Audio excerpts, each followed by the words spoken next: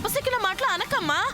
నేను నీతోనే ఉంటానని అంత చెప్పినా ఇంకా బాధపడుతూ నువ్వు ఇలాంటి ఒక పిచ్చి నిర్ణయం తీసుకుంటావన్న సందేహంతోనే వచ్చాను.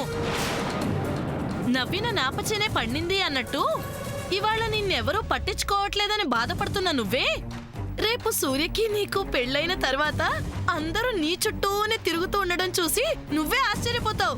నో ఆంటీ, నాకు ఆ హోప్ లేదు. అలా నిరుత్సాహంగా ఉంటే ఎలా అమ్మా?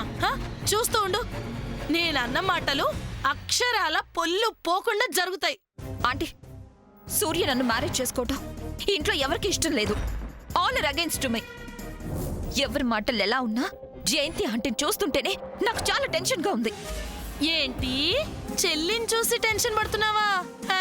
అదుట్టి అమాయకురాలు సామాన్య. ఆవిడ అమాయకురాలు భలే వారే. జయంతి ఆంటీ తలుచుకుంటే సూర్యకి నాకు జరగబోయే పెళ్లిని ఈ క్షణమే ఆపేయగలదు. అవునా? ఎలా? గుండె నొప్పి నాటకంతో. ఆ నాటకం ఆడటంలో జయంతి ఆంటీ ఆగాగు. గుండె నొప్పి అన్నావు సరే, మధ్యలో ఈ నాటకం ఏంటి? ఏంటంటారేంటాంటీ? ఆ గుండె నొప్పి నాటకంతోనే కదా ఆ రోజు సమంత విషయంలో అంత గొడవ చేసింది. Baby, is that your drama? Yes mom, yes mom, yes ma'am.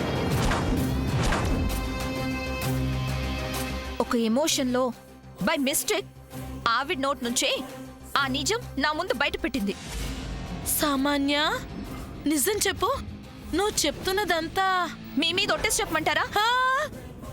నిజమేనా? ఆంటీ, ఆంటీ చేత అలా నాటకం ఆడించింది ఎవరో తెలుసా? ఎవరు? మిస్టర్ శ్రేయోభిలాషి. That means Hari uncle, Hari uncle, Hari uncle, Hari uncle. So Jayanthi ఆంటీని టోటల్గా లాక్ చేసి నా వైపుకు తిప్పుకోవాలి. అంటే ఆ రోజు ఆంటీ ఆడిన నాటకం గురించి అందరి ముందు బయట పెడతానని బెదిరించాలి. లేదంటే అదే గుండె నొప్పి డ్రామాతో సూర్యకి నాకు జరగబోయే పెళ్లి చెడగొడుతుంది. కాబట్టి ఆంటీని లాక్ చేసేస్తా. అమ్మా సామాన్య, అలాంటి పని చేయకు. లేదంటే జయంతి ఆంటీని నా వైపుకు తిప్పుకోవడానికి ఇంతకంటే వేరే దారి నాకు లేదు. సామాన్య, తీగలాగితే డొంకంతా కదిలిందని నువ్వలా చేస్తే ఈ పెళ్లి జరగదు. మొదటికే మోసం వస్తుంది. No aunty. అబ్బా, నువ్వు ఆవేశంతో కాదమ్మా, వివేకంతో ఆలోచించు.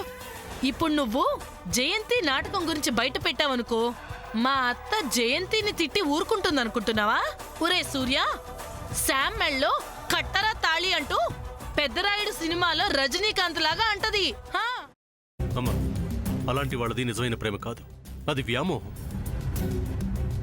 ఎగ్జాక్ట్లీ చిన్నత్త, నిజంగా ప్రేమించుకున్న వాళ్ళు అలా చేయరు. ఎంత మనసు విరిగిపోతే కన్న కూతుర్ని పట్టుకొని మా దృష్టిలో చచ్చిపోయా ఉంటుందా తల్లి? అది సరే అమ్మా, తన కూతురుతో తన మాట అనేటప్పుడు ఆమె మాటల్లో వ్యథ, కళ్ళల్లో బాధ గమనించావమ్మా? పెద్దబాబుకు బర్త్డే విషెస్ చెప్పు కూడా వెళ్ళాం కదా. ఊరికే ఎలా కాలిపోతుంది? మంట పెడితేనో పడితేనో తగలబడుతుంది.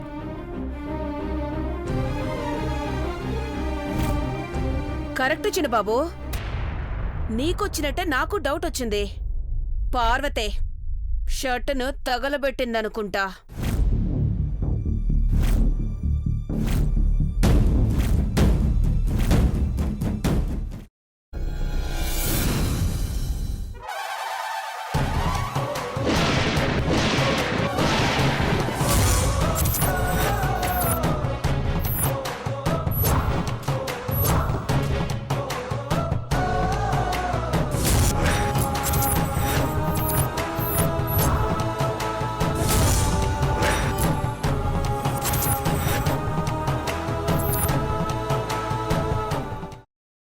తర్వాత పొట్టు తీసేసి చాప్ చేసి పక్కన పెట్టుకోవాలి.